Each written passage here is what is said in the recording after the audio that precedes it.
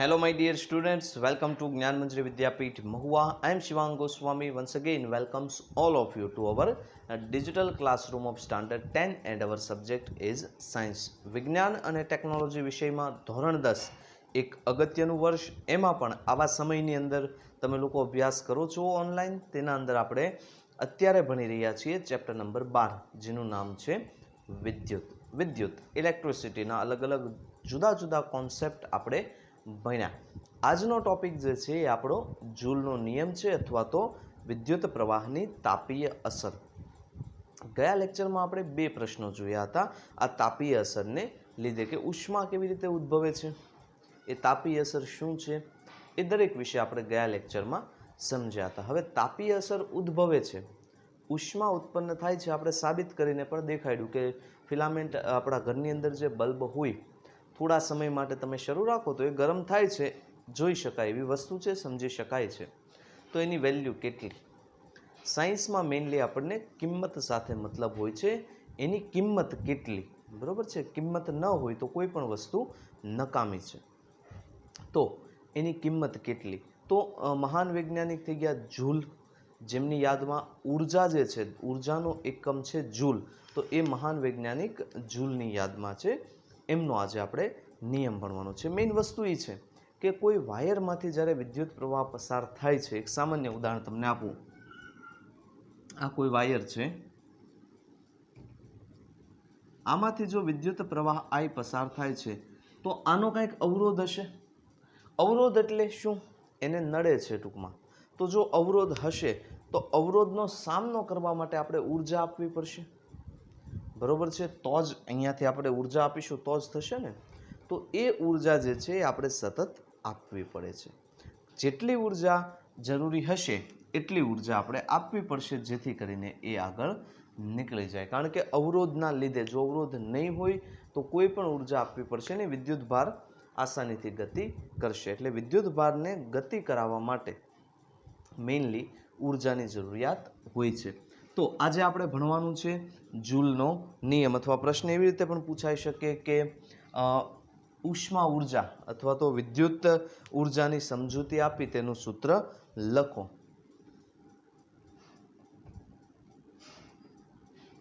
વિદ્યુત ઉર્જાની સમજૂતી આપી જૂલનો નિયમ લખો।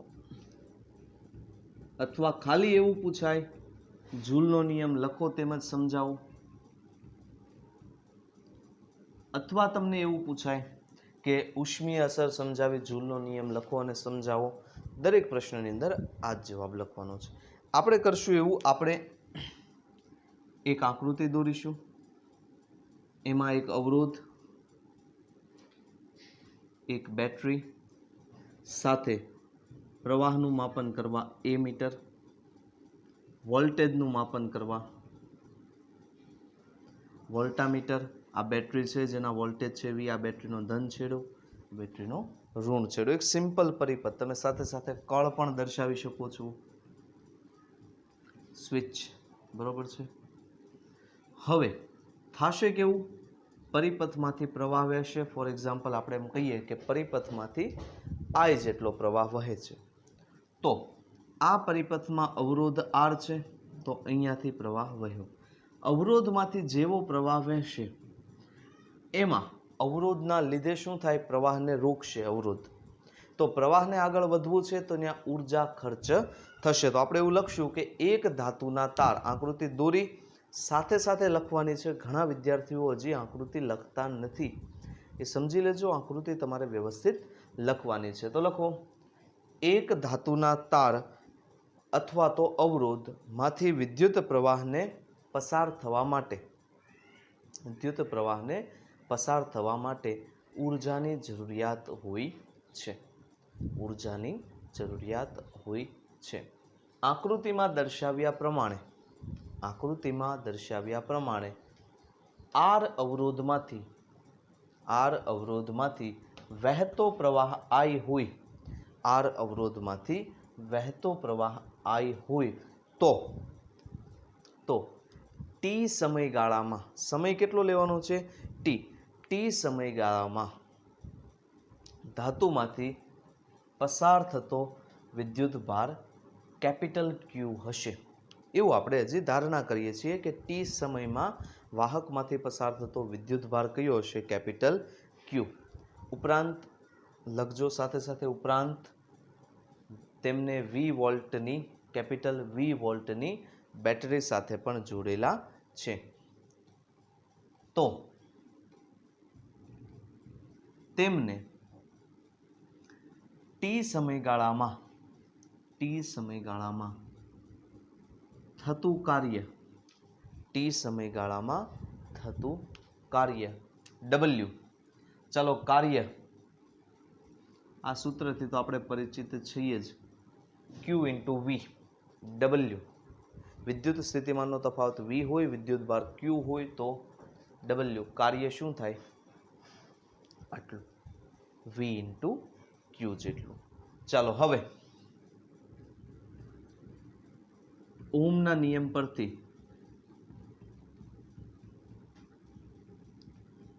શું છે ઓહમનો નિયમ? વીર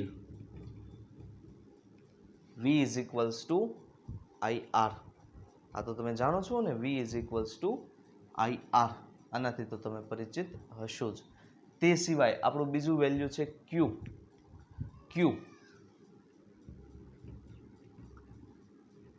I વિદ્યુત પ્રવાહ બરાબર શું છે? Q / T.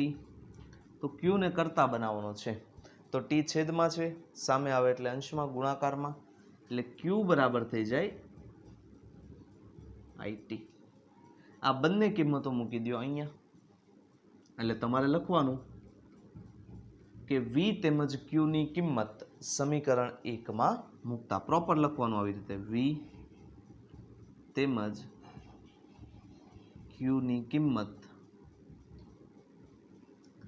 સમીકરણ 1 માં મૂકતા. આવી રીતે તમે લખજો, સ્ટેપ બાય સ્ટેપ, સૂત્રો બધા સમજાવશો, આ બધું જ લખશો તો જ પૂરા માર્ક આવશે. જો આપણો ટાર્ગેટ ફૂલ માર્ક્સ 80 માંથી 80, 80 માંથી 80 હોય તો આપણે શું કરવાનું છે?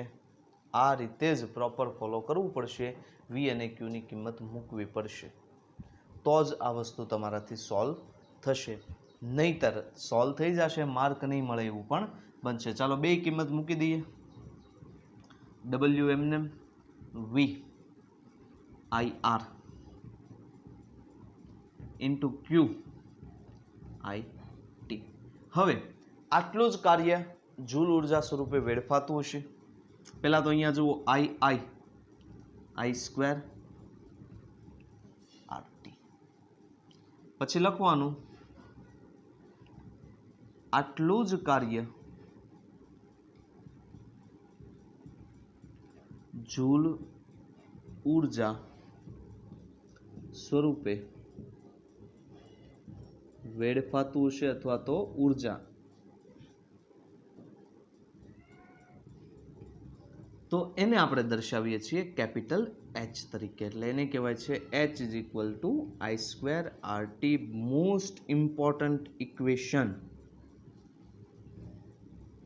આ જૂલનો નિયમ છે હકીકતમાં, કે વેડફાતી ઉર્જા એ વિદ્યુત પ્રવાહના વર્ગ અને અવરોધના ગુણાકારના સમપ્રમાણમાં હોય છે. I² RT. I વિદ્યુત પ્રવાહ, R અવરોધ અને T શું છે? એક સમય છે. ચાલો અહીંયા જોયું જ છે આપણે, તો સાથે સાથે એકમ પણ જોઈ લઈએ. કાર્યનો એકમ હમણાં જ વાત કરી આપણે, શું થાય છે? એ થાય છે જૂલ. કાર્યનો એકમ થાય છે જૂલ. આ તો તમને સામાન્ય રીતે સમજાઈ જાય એવું છે કે કાર્યનો એકમ શું છે? તો કે ભાઈ જૂલ. ઘણી વખત આ એકમને વોટ ઇન્ટુ સેકન્ડ તરીકે દર્શાવાય છે. વોટ છે, આ કાર્ય નથી. Vote into second. વોટ પાવરનો એકમ છે. પાવર બરાબર કાર્યના છેદમાં સમય, તો કાર્ય બરાબર પાવર ગુણ્યા સમય, એટલે વોટ ઇન્ટુ સેકન્ડ. આ વોટ શેનો એકમ છે? પાવર. સેકન્ડ સમયનો એકમ છે, પાવરનો મોટો એકમ કિલોવોટ, સેકન્ડનો મોટો એકમ અવર, એચ કલાક, કિલોવોટ અવર, આવું મારા ખ્યાલે તમે દરેકે સાંભળ્યું હશે, કિલો વોટ અવર, હવર નહીં, અવર, કલાકને શું બોલાય છે? અવર, એચ સાયલેન્ટ છે. સાંભળેલું છે કિલો વોટ અવર? આપણા ઘરે જે લાઇટનું બિલ આવે છે એમાં આપણે એમ કહીએ ને 1 યુનિટ, 2 યુનિટ, 1 યુનિટ એટલે 1 કિલો વોટ અવર. 1 કલાકમાં જો 1 કિલો વોટ જેટલો પાવર ખેંચાતો હોય તો એ ઉર્જાને શું કહેવાય છે? કિલો વોટ અવર તરીકે ઓળખાય છે. તો આ બે કોન્સેપ્ટ હતા, ખૂબ જ અગત્યના હતા. તો આ હતું વિદ્યુત ઉર્જાની સમજૂતી આપી, જૂલનો નિયમ.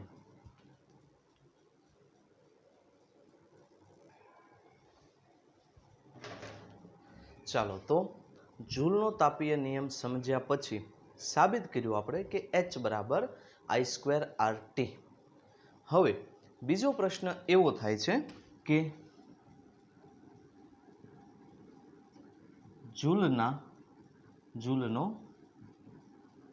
તાપીય નિયમ, કારણ કે અસર હીટિંગ ઇફેક્ટ છે, ઇંગ્લિશમાં કહેવાય હીટિંગ ઇફેક્ટ, ગરમીના કારણે, બરોબર છે. તો જૂલનો તાપીય નિયમ લખી વાહકમાં ઉત્પન્ન થતી ઉષ્મા ઉર્જા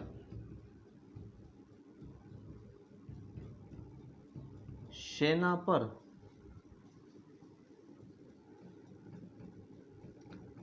આધાર રાખે છે? સમજાવો. ઉત્પન્ન થતી ઉષ્મા ઉર્જા શેના પર આધારિત છે? તો જૂલનો તાપીય નિયમ પહેલા લખવાનો છે. પહેલા આ લખવાનું નથી, ખાલી સૂત્ર સાઈડમાં લખી લેવાનું, I²RT. યાદ જ રાખવાનું છે ને, એટલી બધી વાર દાખલાઓમાં આવશે કે મે બી યાદ જ રહી જશે. H = I²RT. હવે I² એટલે કે ઉત્પન્ન થતી ઉર્જા વિદ્યુત પ્રવાહના વર્ગ અને અવરોધ એના સમપ્રમાણમાં હોય છે. તો લખો પહેલું સ્ટેટમેન્ટ, આપેલ એટલે આપણે લખજો વાહક તારમાંથી, પહેલા આમનું કોમન લખજો, આમ 1 નંબર એવું નહીં આપતા, એરો કરીને લખજો આવી રીતે. વાહક તારમાંથી વિદ્યુત પ્રવાહ પસાર થાય, વાહક તારમાંથી વિદ્યુત પ્રવાહ પસાર થાય ત્યારે તેમાં ઉદ્ભવતી ઉષ્મા, વાહકમાંથી વિદ્યુત પ્રવાહ પસાર થાય ત્યારે તેમાં ઉદ્ભવતી ઉષ્મા. હવે લખવાનું છે પછી 1 આપેલ અવરોધ અને આપેલ સમયગાળા માટે વિદ્યુત પ્રવાહના વર્ગના સમપ્રમાણમાં હોય છે. આપેલ અવરોધ અને આપેલ સમયગાળા માટે વિદ્યુત પ્રવાહના વર્ગના સમપ્રમાણમાં હોય છે. I² આવે ને, એટલે કે આપેલ અવરોધ અને આપેલ સમયગાળા માટે વિદ્યુત પ્રવાહના વર્ગના શું હોય છે? સમપ્રમાણમાં હોય છે. એટલે વિદ્યુત પ્રવાહનો વર્ગ કરો એ પ્રમાણે ઉષ્મા પણ વધશે. પ્રવાહ વધારશો એમ ઉષ્મા વધશે. લખો બીજું, આપેલ પ્રવાહ અને આપેલ સમયગાળા માટે, આપેલ પ્રવાહ અને આપેલ સમયગાળા માટે કોના ઉપર હશે? અવરોધના સમપ્રમાણમાં હોય છે. એટલે આપેલ પ્રવાહ અને આપેલ સમયગાળા માટે અવરોધના સમપ્રમાણમાં હોય છે. આ બીજું સ્ટેટમેન્ટ. પહેલું વિદ્યુત પ્રવાહના વર્ગના સમપ્રમાણમાં હોય છે, બીજું અવરોધના સમપ્રમાણમાં હોય છે, ત્રીજું આપેલ અવરોધ અને આપેલ વિદ્યુત પ્રવાહ માટે, આપેલ અવરોધ અને આપેલ વિદ્યુત પ્રવાહ માટે કોના? આપેલ સમયગાળાના સમપ્રમાણમાં હોય છે. એટલે H = T. આ પહેલા લખવાનું નથી, આ સાઈડમાં લખવાનું છે. આટલું સ્ટેટમેન્ટ પહેલા લખવાનું છે કે ઉદ્ભવતી ઉષ્મા વિદ્યુત પ્રવાહના વર્ગના સમપ્રમાણમાં, અવરોધના સમપ્રમાણમાં અને સમયના સમપ્રમાણમાં હોય છે. પછી લખવાનું છે અર્થાત, અથવા તો આના પરથી h is equals to I²RT. આવી રીતે આ થઈ ગયો જૂલનો નિયમ. જૂલનો નિયમ આપણને સાબિત કરવાનો નથી કીધો, ખાલી લખવાનું કીધું છે. 2 માર્કનો પ્રશ્ન છે આ, બરોબર છે. તો 2 માર્કના પ્રશ્નમાં એ રીતે લખવાનું, 2 માર્કના આધારે, બરોબર છે. h is equals to I²RT. બીજું આપણને પૂછ્યું છે વાહકમાં ઉત્પન્ન થતી ઉષ્મા ઉર્જા શેના પર આધાર રાખે છે? કોના કોના ઉપર? વિદ્યુત પ્રવાહ, અવરોધ અને સમયગાળા પણ. તો લખજો કે આ ગાણિતીય સમીકરણ, એટલે આ લખ્યા પછી આ ગાણિતીય સમીકરણને જૂલનો તાપીય નિયમ કહે છે. આ ગાણિતીય સમીકરણને જૂલનો તાપીય નિયમ કહે છે. આ નિયમ પરથી સ્પષ્ટ છે કે ઉત્પન્ન થતી ઉષ્મા ઉર્જા વિદ્યુત પ્રવાહ, એટલે એક કરીને લખવાનું વિદ્યુત પ્રવાહ, વાહકનો અવરોધ અને સમયગાળામાંથી પસાર જે સમયગાળા માટે પ્રવાહ પસાર થયો છે તે સમયગાળા પર આધાર રાખે છે. એટલે 3 વસ્તુ પર આધારિત છે, I, R અને T. ખાસ અગત્યનું છે આ સૂત્ર I²RT. 2-3 વાર આમ બોલવાનું છે એટલે યાદ રહી જશે. સાબિતી પણ આપણે જોયું કે h is equals to I²RT. આને જૂલ ઉષ્મા પણ કહેવાય છે. આ નિયમને જૂલનો તાપીય નિયમ પણ કહેવાય છે. તાપીય એટલે ઉષ્માને લગતો, બરોબર છે. તો આ હતો આપણો જૂલનો તાપીય નિયમ. અહીંયા સુધી તમારે પ્રિપેર કરવાનું છે યુનિટ ટેસ્ટ માટે. આપણે જાણીએ છીએ કે આવતી 17th ઓગસ્ટથી તમારી યુનિટ ટેસ્ટ શરૂ થાય છે. એનો સિલેબસ પણ તમારી પાસે છે. વિજ્ઞાનની અંદર આપણે 4માંથી 2 ચેપ્ટર રાખેલા છે, જેમાંથી એક ચેપ્ટર આ છે. પેપર સ્ટાઇલ પણ તમને મળી ગઈ છે, તૈયારી કરવાની છે. અને તમે આ લેક્ચર જોશો ત્યારે આઈ થિંક ગુરુવાર હશે અને પછી 3-4 દિવસનો સમય હશે. તો બને એટલું રિવિઝન કરો, પેપર સ્ટાઇલને ફોલો કરો. પેપર સ્ટાઇલ સિવાય નથી ચાલવાનું. આડેધડની એક ડાયરેક્શનમાં મહેનત કરો, સફળતા મળશે જ. અને સરસ મજાની તૈયારી કરો, પૂરેપૂરા માર્ક લાવો એવી દરેકને શુભેચ્છાઓ. કારણ કે આના પછી હવે આપણે મળશું ત્યારે યુનિટ ટેસ્ટ તમે આપી ચૂક્યા હશો, એટલે આ લેક્ચરમાં જ તમને યુનિટ ટેસ્ટની પણ શુભેચ્છાઓ આપી દઉં. ખાસ પ્રિપેરેશન કરો, ધ્યાન આપો. ક્યાં તમારી ભૂલ થાય છે પ્રેક્ટિસ કરો. સૂત્રો નવા છે, વધારે ને વધારે વાર પ્રેક્ટિસ કરો. સિલેબસ સ્લો ચાલે છે, નહીં તો તમને પણ ખ્યાલ છે કે અત્યાર સુધીમાં આપણે ક્લાસમાં હોય તો 6-7 ચેપ્ટર થઈ ગયા હોય, પણ એવું નથી. આપણે ધીમે ધીમે ભણીએ છીએ.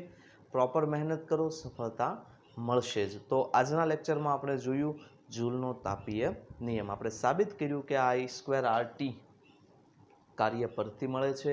કેવી રીતે મળે છે દરેક વાત આપણે કરી. તો આઈ હોપ કે આજનો લેક્ચર તમને ક્લિયર થયો હશે, ટોપિક આજનો ક્લિયર થયો હશે. લેક્ચર રિગાર્ડિંગ તમને કાંઈ તમારા ડાઉટ્સ હોય, કન્ફ્યુઝન્સ હોય તો મારો મોબાઈલ નંબર તમારી પાસે છે જ 9427912722, જેના પર તમારે હોમવર્ક પણ મોકલવાનું છે. સાથે સાથે તમને કાંઈ ડાઉટ હોય, તમારા કાંઈ પ્રોબ્લેમ્સ હોય, કોઈ પણ પેપર સ્ટાઇલ રિલેટેડ અથવા આપણા ચેપ્ટર રિલેટેડ જૂના ટોપિક પર તમને એમ હોય હજી કે સર અમારે થોડુંક આનું રિવિઝન કરવું છે, તો પણ તમે તારે કહેજો.